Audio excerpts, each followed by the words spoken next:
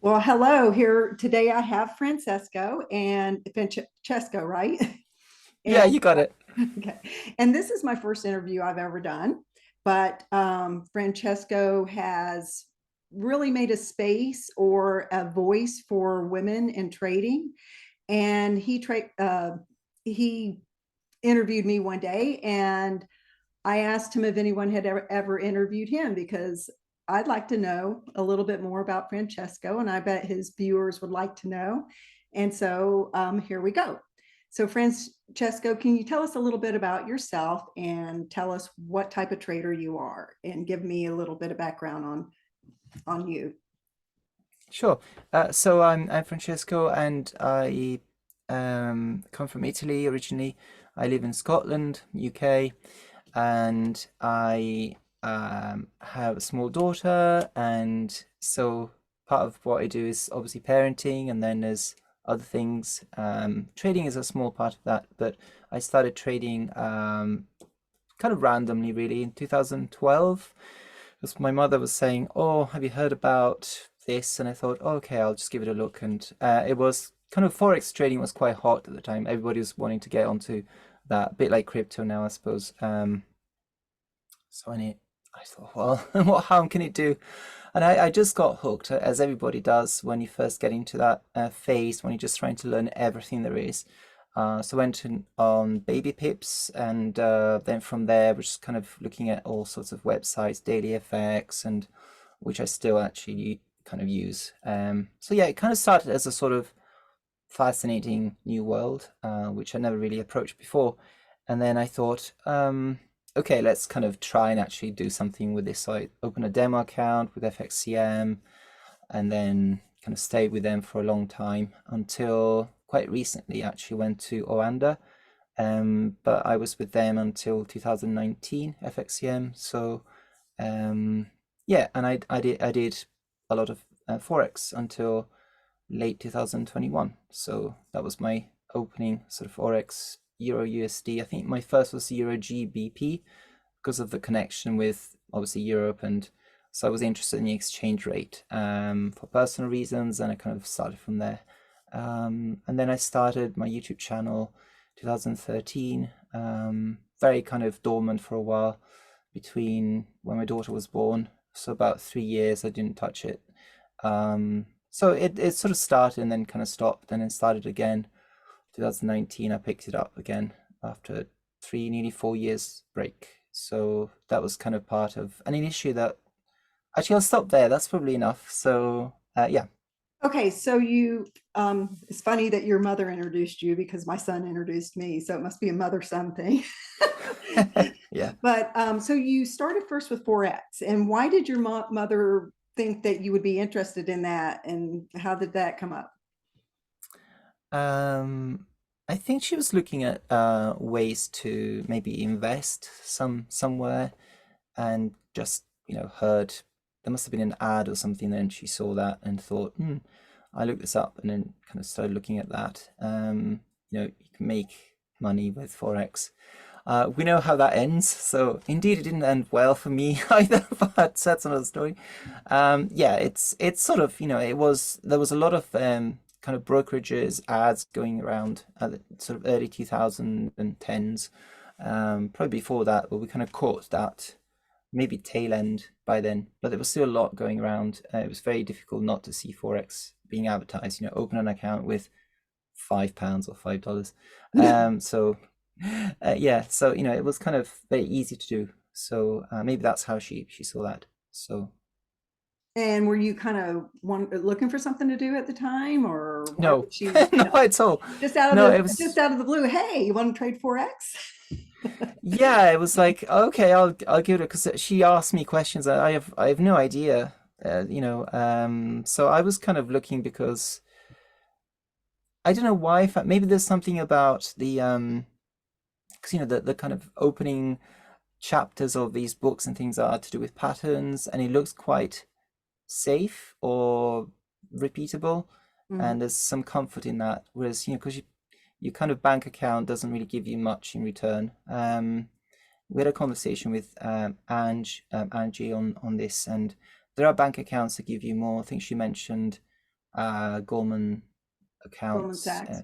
Mhm. Yeah, where you can get high returns, but your average kind of bank account doesn't really give you, your standard saving account, at least in the last sort of 10 years with rates being at zero, hasn't really been a place to park any money really. So, but I've never really looked at sort of high interest accounts because usually you have to park your money there for X number of years or whatever. So it's not practical always to do that. So I guess I was thinking, oh, maybe I could generate some income that then I can invest or something. I don't know. I just felt that the pattern thing that you see in early kind of trading manuals and things seemed quite safe and very, very sort of comforting almost, that to think that you can sort of corner financial markets in a very neat package of seeing, a trend line, 1, 2, 3, that's a trend line, draw a line, and then rinse and repeat. I thought I could do it. I thought, well, maybe I can do it. There's no law against it. I can open an account, so it's what can go wrong, I thought. Yeah. So, so you basically started with nothing, Hmm. basically, right? Hmm. Hmm. Small amount or whatever. And Yeah, so here you are in Forex. yeah. And how did you learn? I mean, what books and what was very helpful to you to, like, if somebody was wanting interested in Forex, I've never traded Forex, so I'm kind of ignorant in Forex. But if somebody, let's say, if I wanted to get started in Forex, what would you tell me? Yeah, there was um there are lots of books on everything, as you know. So Tonya, I'd say probably I was looking at, so the chief strategist at Daily FX, which was the research arm of FXCM. It was Kathy Lien, Lien, and she's got her own Kathy Lien Forex. I mean, she's got her own thing now, but so she left basically Daily FX, and then she was publishing, her own. So one of the first books I read was by Kathy Lien, Trading Currency Markets, I think it's called. Um, and then it was Kofnas, I think, with a K. And then there was Anna Cooling as well. Anna Cooling, who's got her own kind of website, YouTube, and so she and her husband, who were like teachers, or he was a teacher. Anyway, she sort of they're in England, and they sort of started trading on the side and got a bit more serious, invested time and a bit of technology, and got into volume. So created like an indicator, some kind of um, technical kind of volume, uh, looking at Wyckoff theory and Mm-hmm. so all that kind of stuff. So there was a book that she published, and So risk management, but technical analysis and the whole. yeah, So what we could kind of, do is we could put those resources in the yeah, show notes. If that's okay with yeah, you, you can send those to me. Well, great. yeah. Uh, so why did you leave Forex? There was something I was going to ask you about Forex. You had mentioned in one of your things. I'll think of it.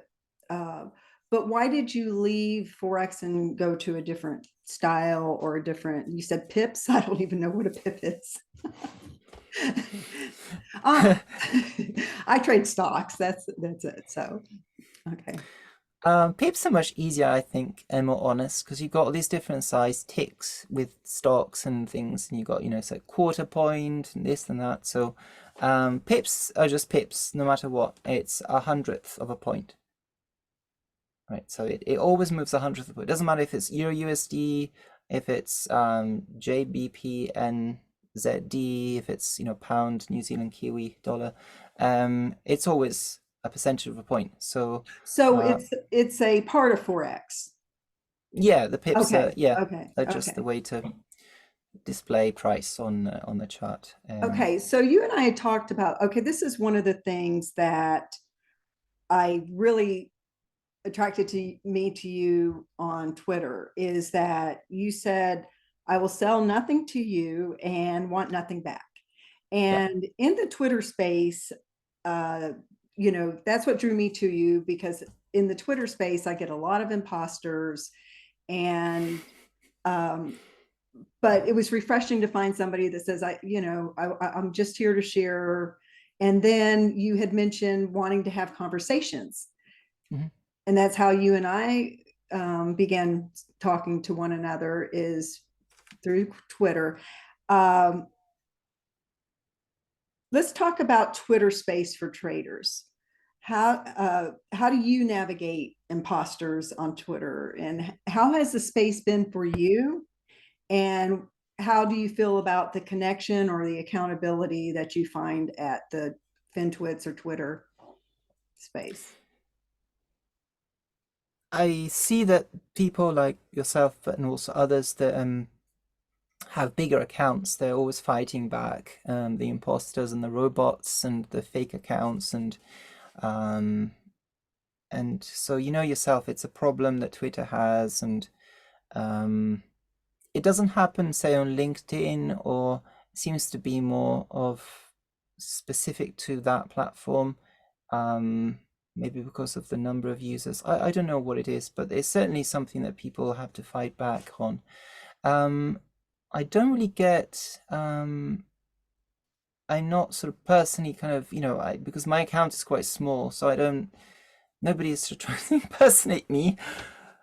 So that's kind of quite safe, and I don't sort of have many sort of haters or, well, in fact, none really. So I don't have any of that.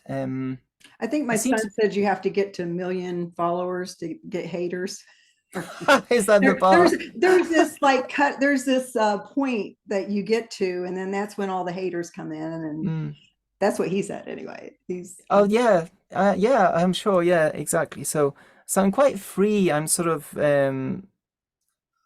quite free. I don't feel because I'm quite sort of not really noticed by the haters. So I suppose that's quite liberating. I don't have to, and also don't have the pressure of sort of running almost like a signal kind of type of account where you're not selling, but you're sort of feeling like, like Penny, for example, Blaine McCauley that I've interviewed. She's been very honest about publishing her trades, and it's quite exhausting, as she said. It's you get people hating on you, but also even if you don't, it's quite exhausting because eventually somebody will say, "Aha, you failed. Look at you, all your red days here and there."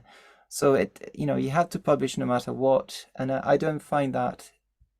Um, However, my TradingView account, my Oanda account through TradingView is linked to Twitter, has been for a good year and a bit. So when I close a trade, it goes on Twitter, but nobody really takes notice. But it's there, so it is accountable, the Well, good and the bad. So I took notice, and that's what I appreciated about you, because thank you. and we talked about this in our last conversation, our last live conversation that you posted, and that is that you know posting stats, it's kind of subjective in a way, whereas there's a lot of things that can affect someone's numbers. If you're trading $1 million, you don't expect to increase that as much as somebody that's going all for broke with their $25,000 account in the Yeah, USIC, in the yeah, United States Investment Championship. I mean, they're going to do anything and everything to win it with $25,000, and they don't care if they lose the $25,000. And they may be like an Oliver Kell that comes out with a 900% gain in 2020, right? But what did he have to do that? yeah, There's probably a lot of things that I'm not going to risk my account to do. yeah. So I'm happy. A lot of times I'm happy if I beat the S&P or the NASDAQ with my accounts. Hmm. Although with the training that I'm getting now and everything, I hope to do much better than that. But you do post your stats, and I think it's really important because people need to see the good, bad, and the ugly. Like Mark Minervini just came on today on Twitter and posted that he's down for the year, you know, And that Okay. transparency is very attractive to me. And maybe you have somebody that just traded a penny stock and they're up 200% on their penny stock, but are they going to keep it? So what are your Yeah. thoughts on that? Do you have any comments on this? Yeah, no, absolutely. And we talked about performance, etc. And it's very hard to know how to feel about one's performance. Whether to celebrate it, is that too sort of garish and a bit obnoxious?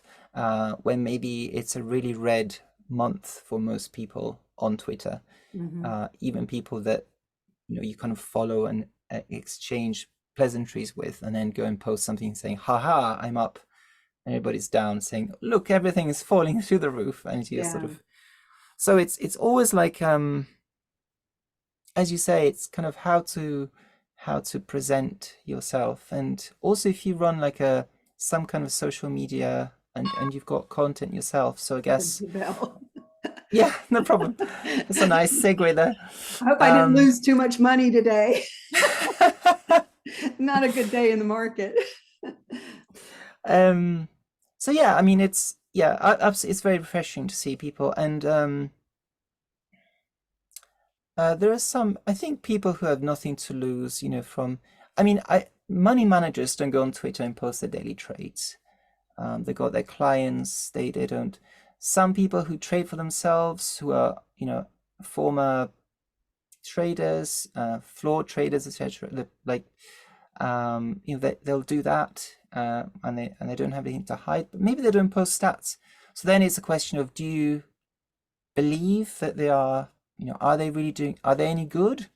How do you find out? You can kind of sort of find out if somebody is kind of actually registered with the um, Securities Commission in America, or here the FCA. That you can go and find out. They'll be registered as financially able to perform uh, operations with money on behalf of clients, etc. So, there are ways to find out the kind of curriculum. There'll be some trace of them having been in the profession. So I don't think it's not a question of trust. It's a question of doing some homework. If you really want to give somebody your money, or even just believe them, not just because they're nice, but because you really want to follow them more than just what breakfast they've had, what holiday pictures. But if you want to really get to know what they're doing and maybe ask for help, you can maybe just be a bit cautious about that and see. Yeah, I don't know. So I think, yeah, it's refreshing, but it's not enough if you want to use that as some kind of guide to invest. You have to do your own homework, I guess. Right. If you're going to use somebody as a money manager, but if,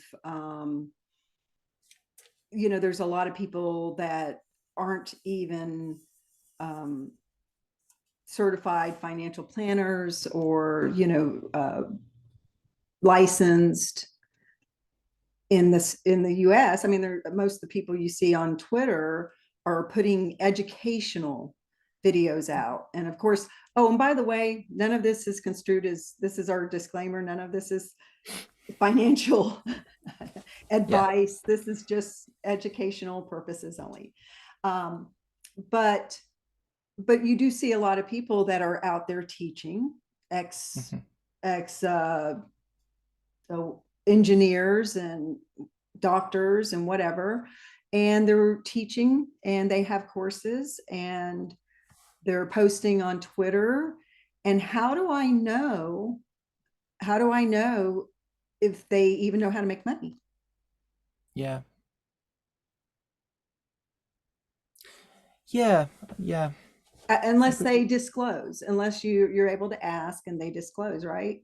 Mhm. um so, and it doesn't, to me, I don't really need somebody that um if somebody's teaching from, say, they're teaching from William O'Neill or teaching from the classics or teaching from those, they're taking what they've learned and teaching it, that's great. But do you see what I'm saying here?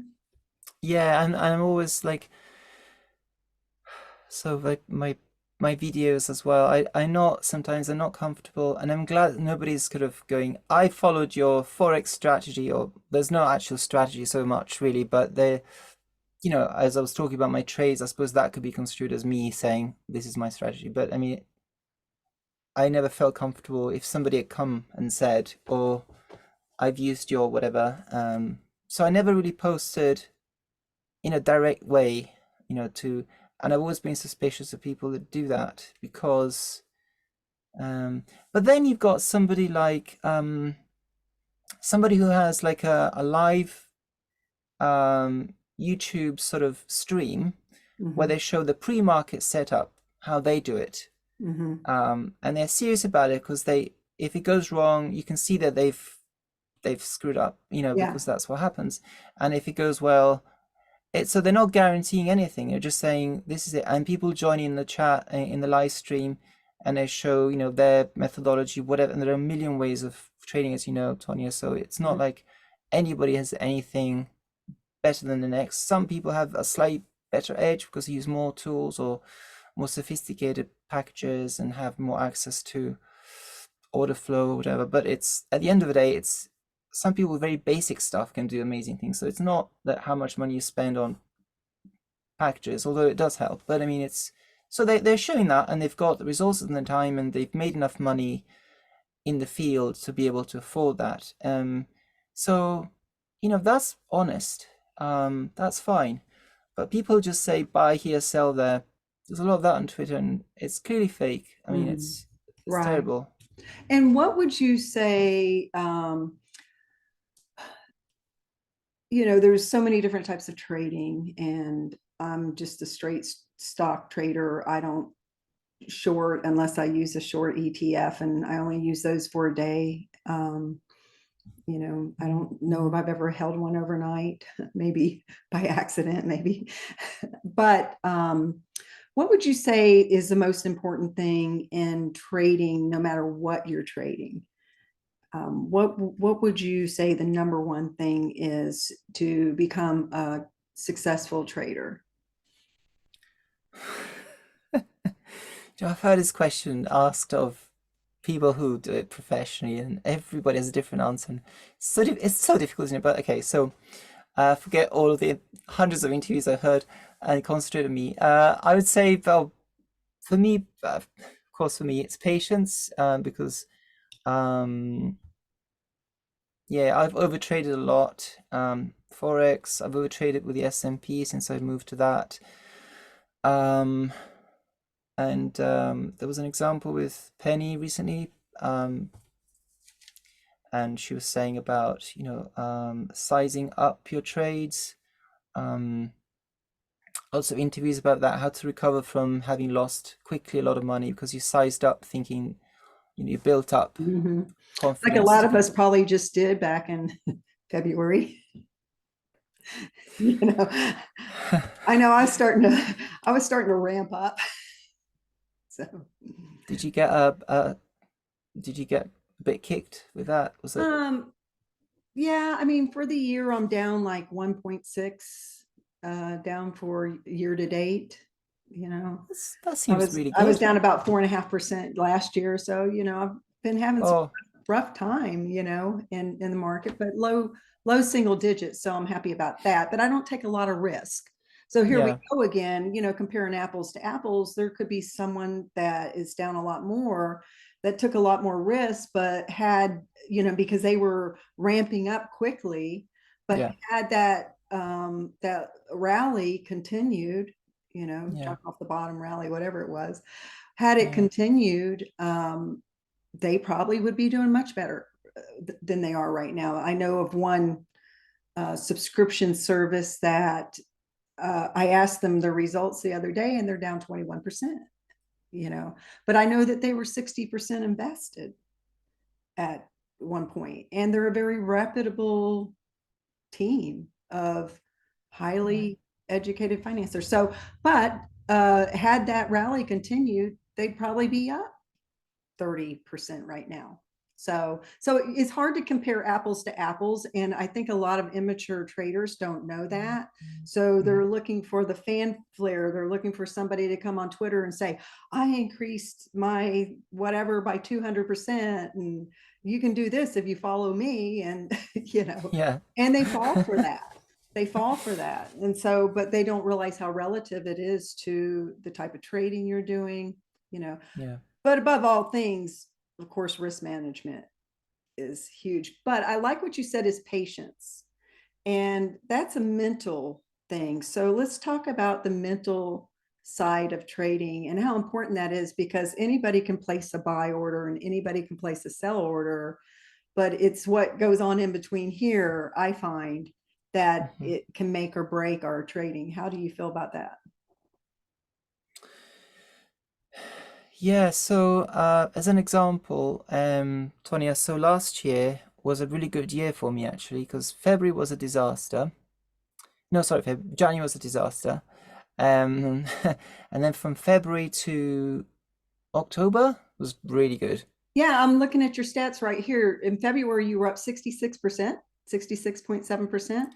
Yeah, I mean on a small account, but it's Yeah. still a lot relative to whatever. So, and I But didn't take big risks. I mean, it was just building up the shorts and just doing that really. So, and it sort of got a bit flat, and I think it was in the summer, and then got better again. And so there was altogether the losses from January I'd sort of recouped, and beyond that.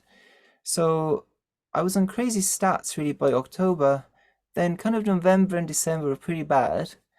And then this year I haven't traded at all because I have no yeah, I idea noticed you what's haven't posted since you haven't not done zero, a video since December.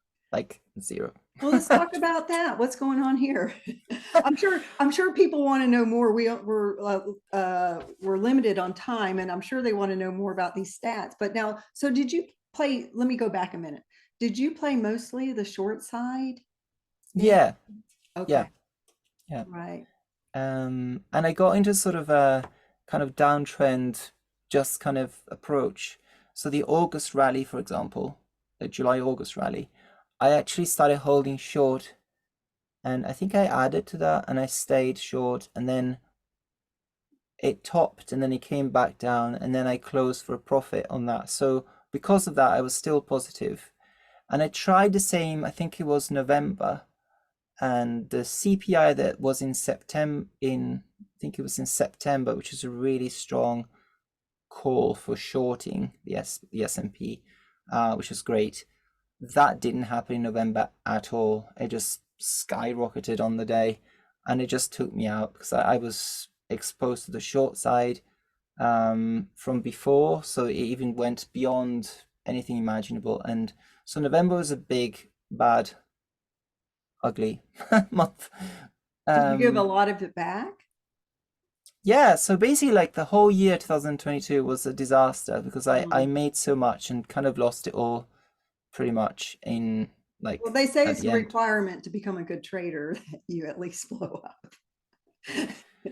I understand. I did that in 21 and 20 or 2021, but yeah, go ahead. So what did you So learn and where? at the yeah, because I thought that the thing is that like when I was doing my CMT, Chartered Market Technician, I wanted to do just the first level. There's three levels obviously to get your charter, but I just wanted to do the first level, and so I did that, and I passed my test in December 2020. Passed my exam. It's like 600 plus pages to memorize. Well, not memorize, but sort of study, and because a lot of it was technical analysis that I'd done in my own time, it just spoke to me. I was like, this is fantastic. I can study this. I can go through this. I understood pretty much everything. Um, so I just wanted to do that and be tested by an organization that's credible, and have that to say I've worked for something to. And as I did that, I got access to Optima. Optima is a charting software, and they also did all the educational stuff for the exam. So they created a sort of parallel course that went through all the chapters of the book with lots of examples of their own and stuff. So with that as a candidate, you got this package, and it gave you sort of back testing Oh, opportunities nice. without having to know how to code or script write. So I was able to test lots of things, and then when that finished, the access to that finished. It's very expensive. It's like, depending on what package you buy, most of these packages are $2,000 plus Wow. for the kind of entry level, if you like, and then the next one up that we got access to was like $4,000 or something. It's crazy money for me that I can't afford. So I made the most of it when I could, but I found other packages that I could test on a trial after that. So 2021, I was kind of looking into that, testing things, and in the summer I was like on Strategy Quant Pro, which had a sort of generated ideas with artificial intelligence, and I looked at all the stuff like Monte Carlo simulations, and I looked at all the sort of optimizing strategies and back tested loads of ideas. With that, you didn't have to code again. You could sort of pull up different indicator kind of combinations. So if you wanted to test, say, RSI, overbought, oversold, and add other conditions into that, you could do that and see, like on the S&P, let's say, you can see that through several years and see the kind of distribution of returns, your Sharpe ratio. You could see profit factor, Nice. how it performed through 2008, the financial crisis, whether it just collapsed like most kind of strategies did. Hmm. Yeah, where does And it I, break down? Where does the strategy break down yeah, is the most important thing I've heard. exactly. But I was testing Forex at the time Hmm. because I was still wanting to get good at that. And I found that there wasn't really anything that spoke to me like this has an edge. So I went back to trading, like mouse trading, like manually. And 2021 wasn't a good year in Euro USD. It just kept collapsing, and I couldn't figure out why. And I kept trying to buy, and I just got taken out again and again, and I lost pretty much a lot. So, Mm. um, and I couldn't figure out why the euro was losing so much in 2021. It just made no sense to me whatsoever. Like fundamentally, I just could not figure out why the dollar was so strong in 2021. Like because of the talk of rate hikes, but there'd been none. So, there was no kind of condition that said to me, and that's where, you kind of, but it takes a while to change. Again, this is why I haven't traded this year, because it takes a while to change, not just your opinion, but for a market, let's say the Euro USD Forex market, or the equities, US equities market of the S&P type, for that market to change direction. It takes a while for it to confirm that and for you to actually get onto the next trend, whether it's down or up. So I was just kind of like, 2020 had been crazy euro positive, and I made some good money, and I traded some for my parents, uh, taking nothing for myself. I literally said, "It looks really good. Um, I'll trade some of your money if you want. I don't mind. You might lose it though." And I said, "Yeah, okay." So £500 went in. I traded it and I doubled it up. It's not a crazy claim. It's exactly what happened, and I sent it back right within 2 months. It was Mm. June, July of 2020. Crazy volatility. Euro was nice going up. So that happened, and I thought, okay, what strategy was I using? Kind of short term intraday buying and closing. I was starting to use things like the 4 hour sort of charts. And then 2021, I was kind of getting into that as well, trying to use something that replicated that, but nothing seemed to be quite the same.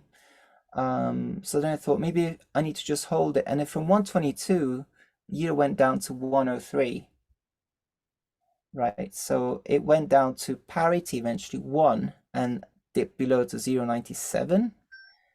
So, from 122, I held down to 104, I think it was, which is crazy. But well, I think it was less than that actually, but it took me a while to basically get obliterated to realize Mm. that's it. I've no idea where this is going. If I shorted all the way from somewhere, not right at the beginning, it would have been a really good year, 2021. But it's like now, do you keep shorting the S&P? Do you buy? I mean, there's nothing telling me either way what's he gonna do. No matter what Right. chart I've got, one chart tells me it's long, another chart tells me it's short. I literally no idea, and it was kind of like that with the euros. So There seems to be a lot of canaries in the coal mine, so to yeah, speak, exactly. right now, and it's hard to say, or have we based, or is, are we still going? Are we still going to be affected by the Fed? Are things packed in? Yeah. There's just so many variables right now, and we don't seem to be moving Mhm. strongly. So I guess your system of trading depends on strong moves in one direction or another. Yeah, so let's go back to your original question, which was what was your question? Well, we started. We kind of went off on a rabbit trail, but we had started on.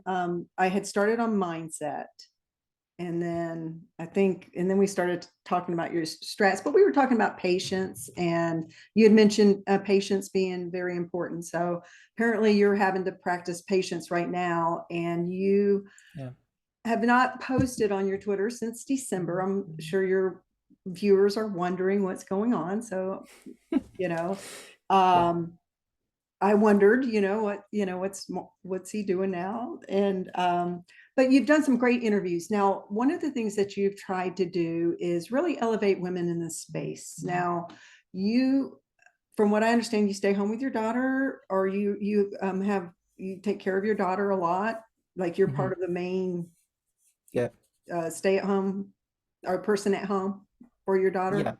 And then so you're a very active dad, and you work outside of trading, correct? You have Yeah. a day job. Yeah. Yeah, I uh, do. Yeah. so how does all that, you said you're a musician? Yeah. That's right. Okay. And do you teach, or do you play in a band, or how does that work? Are we nearly out of time? Do you want to come back and It's interesting because I don't think we're going to be cut off on my side. Oh, good. I don't think Okay, I have a fine. 40-minute thing. So if you want to go for a Okay. couple more minutes, will tell me. You can. Okay. Yeah, yeah. No, that's fine. Yeah, I can go on. That's fine. Okay. We'll So try to yeah, wrap it up here though, in the next 5 minutes. yeah, sure. Uh, And I'm happy to go on longer if you want. Um, so yeah, basically, I don't really play live, so I think musician tends to be associated with live playing. So I don't really play live, but I sort of teach and do things around teaching and exams and stuff like that. So and also like write kind of articles and done like sort of academic stuff and like conferences and projects and just a variety. I will sort of go into a lot of detail, but essentially, yeah, music has so been you're obviously very busy in your job, and then you're busy as a parent, and then you're yeah. trading. Yeah. And how do you find time for it all? Like, what is your routine? I'm always interested in how do you make it work, because I have so much going on in my life, and I, Uh, as far as getting my game plan together every afternoon after the market closes, because you don't want to try to do that when the market's open. And how does all that yeah. work for you? Tell me your schedule for the day. So, well, I mean, it's kind of like so family, and then it's sort of, my daughter's at school now, so there's a lot more time to do things, obviously. So it's the trading thing is kind of like I check maybe on my phone the charts, but actually interesting, my phone has been like away for repair since the end of January. It broke down. And it's kind of like an expensive phone. I don't want to get another one, so I tried to get it repaired first in one place, and then I called my insurance, and then so it's being kind of sent to at least two places, and I'm just waiting. So without that phone, I've got like a cheap kind of replacement phone, and it doesn't have like internet apps, anything. So it's literally like texting and calling. So without that, I can't just look at the charts. So part Right. of that sort of fear of missing out isn't there. And that's maybe why I've been able to be so patient, because I have to go to a computer somewhere. I have to go to a computer with good Wi-Fi somewhere and open a chart somewhere when it's appropriate. And it can't be at work. It has to be either in my own time, in a cafe, or at home. So that's kind of I've gone more onto the weekly charts, and I'm just taking my time with it. Because before it was much more daily, 4 hour, 1 hour, 5 minute, checking all the time frames and trying to find a way to kind of more actively take part in trades. Um, so so the routine now is less trade intensive this year because of this problem, and in a way that's kind of meant I've had less to do and also less to talk about. So I haven't posted much or made videos because if I'm not actively trading, I don't feel like I have anything to contribute. I'm one of those people that unless I've got skin in the game, I don't feel involved enough to be able to do a whole video on something. I can't just go, right, here's the market today. I'm going to comment on things going up and down and chopping around. I don't feel like there's any interest in me personally. If I'm not interested in it, I can't really spend time in it. I have to value that because I'm invested in some way. So for that reason, I've obviously not done. So I've also tried to do more of the interviews because quite my channel's been quite repetitive. So that's been quite a thing, and I tend to do that away from time with my other half and try to do in cuts of time when I'm not really sucking all the time out of having just couple time or sort of having work time and things. So it's quite tricky sometimes, and tends to be in the evening in cuts of time. So it's really difficult to have routine from the trading point of view. For the music job, it's very much bitsy, and I've managed to structure in some way, but it is very so the seasonal work. There's the more regular work that's easier to timetable. But we literally have like every weekend we have diary sessions, and it's like prime minister and her husband or vice versa planning the week. Like it's because it's always a bit with me and with family, and there's a lot of change, so it is challenging. It's not like um I see some people who trade professionally or retail traders who have the space. Maybe the kids are grown up and maybe they've got a lot of money and they're just doing that. They've got a sort of clean desk, all the trades set up, they wait around, they go for a jog or whatever. And I just don't have that peaceful life to do that. So that's why sometimes my trading is very opportunistic. Um, it's very much what some retail traders have to do. Trade now because I have the time, or do a video now because I have the time. And it's sometimes that's against you because you're not waiting for the right opportunity, but you might miss it, or you might miss a change or some great day for volatility where you might get in, maybe get some uh, pips, some Mhm. points. And that's very much where I was looking at automating systems, finding edges, but those kind of things can also doing real research with paying for packages allow you to do that, really go deep into the data. That costs a lot of money. And if you want to make money, you have to invest in money. So I thought time was a good thing to invest, and trying to be to find something that's manually repeatable to some degree. I haven't quite found the magic formula, but certainly I think you have to know yourself a lot, and as you're always going to fall into those traps. So if you don't have a structure in your kind of life, and it's very changeable, it's very difficult, I think, with trading to stay so focused. I find that you can do that with music, perhaps, if you have a routine, but it's a more of a say more creative thing where you can work with people, and that gets you into the zone. But when you just got numbers on a screen, it doesn't tell you whether you're looking at the right thing. It doesn't tell you if you're looking at the wrong time. It doesn't tell you if you wait. Um, Technical indicators sometimes are contradictory, or you don't know if your strategy is Yeah, meant to be. you're in real time. Yeah, Yeah, the real yeah, time is rough sometimes. Um, yeah. so we'll wrap this up by, I just want to real quickly, you you do interviews, you do great interviews, and you seem to have felt like you've seemed to have found a little bit of a niche in helping or talking to women traders, and you seem to be concerned about their voice in the space. Can you tell me a little bit about that?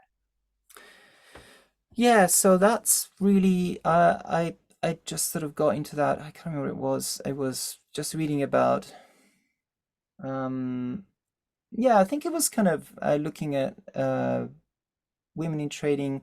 Then a sort of report came out. It started the thread I started on baby pips was 2014, I think it was, and I put an idea out there, which is the financial crash of 2008 was caused by a male kind of mentality of high risk and bravado about risking more, and these kind of microcultures sort of trying to achieve success in an extreme way of risking uh, a whole country's capital Mhm, essentially, mhm. for proving yourself to be the best and all this kind of stuff. And then what if we had a more diverse, let's just say that, a more diverse financial services workforce at a certain level, not just admin and services, but actually where the money is being put on, um, trades are put on at a certain level. And this is being contested by people on the thread saying this is nonsense, there's no proof. And it's true, there is no proof. But then it got me thinking about, and I sort of started seeing reports and looking for interviews and articles about the way that women in kind of financial services are being treated, stories of people going past the non-disclosure agreements and talking about how they're being victimized and subjected to horrible things.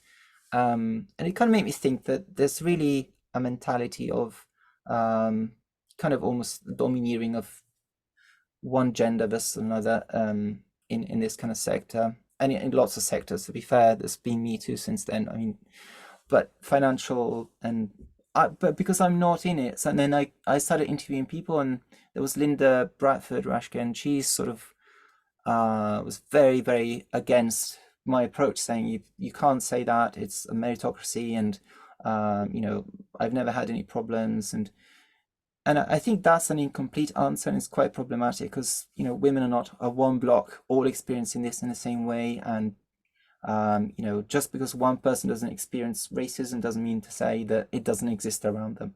Right. So I wasn't happy with that answer because not because I want every woman to say, yes, you know, let's fight this, but because there is a problem and we can decide to speak up about it. We can decide to do something about it. I get more women out in the space by interviewing them, or we can just say, well, it's pointless because it'll always be like it is, you know. And so I'm trying to do something small, but I just want to put some interviews out there featuring kind of, for me, because of my level, it'll be kind of more quote unquote ordinary women traders, because I'm not in the industry. So obviously, but then, you know, I interview people like Jay Newton, who's the founder of the Wall Street Women Forum, Linda Rashke as well. So I've Yeah, had you've some, had some really good interviews. I've enjoyed yeah, yeah, the absolutely. So women, I'm, you know, very I'm sharp privileged because, women, you know, very accomplished and yeah, capable, very yeah. smart women. Yeah. And maybe the approach should be that I should just interview women in the space without putting those questions about discrimination, etc., to them. That's something that's going to come through um, in sort of comments and stuff. And maybe that should be my approach. But I always feel like I should ask that question because maybe um, if they're in a place where they're happy to talk about it because they've distanced themselves from an incident that's happened in the past, and if they're happy to talk about it because it's nameless and it's something, but they might want to talk about it. I think it's important to ask the question because some of those women have been through some experience which should not be altogether pleasant, which I think happen with women in a mostly male workspace. It's more likely that they will encounter it, or somebody they know will have had that. So statistically, it's more likely than if a man goes into an all-female workspace that they'll be subject to some kind of sexual harassment, for example. I mean, that's sad, and it's we should talk about it. So I feel that, Yeah, and sadly, women can be um pretty, like, it's okay for them to touch you or, you know, touch a man in the workplace or that sort of thing. No one thinks anything of that. But if a man puts his hand on a woman in the workplace, there is, you know, so there is, you know, women get away with a lot now because of, you know, hopefully not. Hopefully women aren't touching men in the workplace, but you know what I'm saying. Um, yeah, yeah, yeah. yeah. So yeah, a man could go into a woman's workplace and find the same thing. as far as, Yeah, I suppose. And then but the we've lived in a conversation, male dominated world for a long time, so I get what you're saying. yeah, and the conversation then I suppose could expand to what is to be a woman in, you could put a year number on it, or you could say what is to be a woman generally, and then what is it to be a man? What does it mean to us? What does it mean to women? What's a man to a woman, etc. And what are expectations of that gender? So, for example, if I say to you, what's your expectation of the man that you're with, to you personally, or to your children, or of the man that is in your workspace where you go and work, or versus the same, or the person who leads your country? What would you expect a woman to do that's different from a man, or do you expect them to do the same? Do you judge them by the same book? And then we start breaking it down to family duties, like what would you expect men to do? So still the thing is that if a man does X, great praise. If a woman does X times three, well, that's just their job. So that the pay gap, the parental leave, all those policies are based around the fact that men are not supposed to do much at home.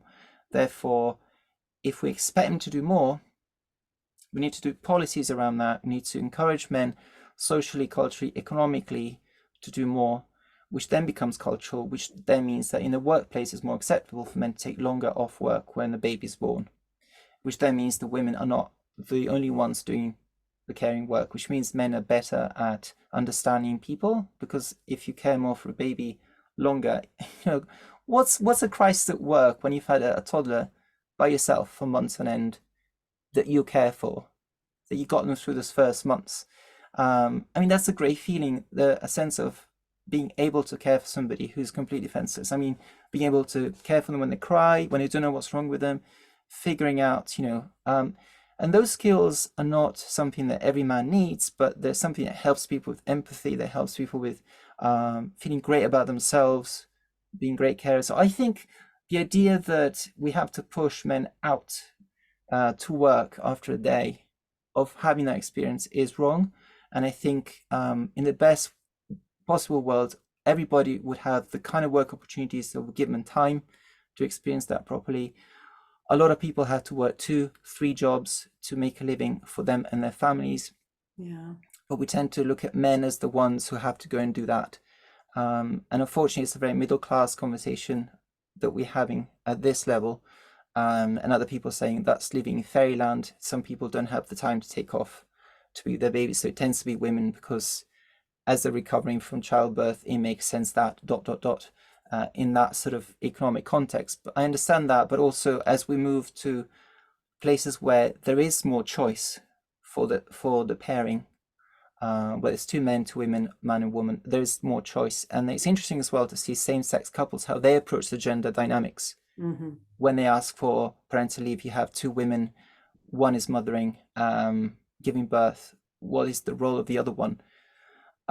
Because gender norms is that there's usually parental leave is seen as the woman taking that, and so that creates more conversations about what are an opportunity to look at same-sex couples research and how they approach the gender dynamics. Mm-hmm. How does society look at them in terms of work placements? There's a lot there that could really help creating a more diverse workforce where it doesn't have to be the same model over and over again. So I'm very much, that's kind of something that I feel very strongly about, and it doesn't matter what people tell me how unrealistic it is, it'll never change. I always feel that we should push for that. And my experience has been very positive for choosing that. And I had to literally leave my job, which I didn't feel too strongly about, but I could have stayed. But I decided that all in all, the price to pay for staying in a job versus being parenting and just Right. finding bits, yeah. I mean, I've never looked back. It's just the best thing for me that's happened. So I don't know why it's not encouraged even that men are given that time. Mm-hmm. Um, it, Yeah, this is a I don't huge subject, but taking it back to trade. I mean, you've thought a lot about this, and it's interesting how the things that we're passionate about, the things that we care about, the things that we want to change in the world, how that can actually come into our trading, and it can Mhm. come into our profession as traders, as professional traders, and how we can bring that to the trading community. And I think we have on Twitter built a great trading community, and we're here to support each other. We're here to encourage each other, give each other a pat on the back, and you know, and some encouragement. And it's neat how you've taken those concerns and you've taken it to your channel, to your life. It's integrated. So I love to see integrated lives, and I see a very integrated life with you. And I want to thank you for the interview today, and I've enjoyed talking to you. I hope we can come back and do this again. Same here. Thank you so much, Tony, for your time. I appreciate it. Okay. All right. Have a good evening. Thanks, you too. Bye. Bye.